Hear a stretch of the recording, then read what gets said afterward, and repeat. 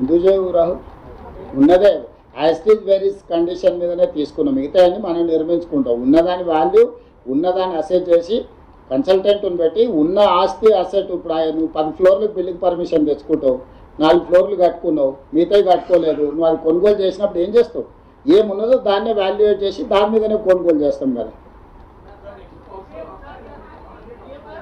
ఇదే ఒత్తిడే ఆప్షన్. మీరు అందరు కలిసి ఈ నుంచి చక్కగా బయలుదేరి కిషన్ రెడ్డి ఇంటి ముందర ధర్నా కూర్చుంటే ఆటోమేటిక్గా కిషన్ రెడ్డికి తెచ్చేస్తాడు. ఇదే బెస్ట్ ఆప్షన్.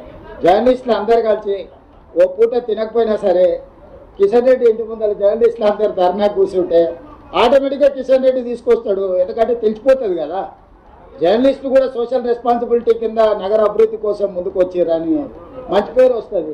మీరు కూడా మెట్రోలో వస్తారు. ఫ్యూచర్లో మీరు మెట్రోలో కూడా గవర్నమెంట్ నుంచి పాస్ అడగవచ్చు.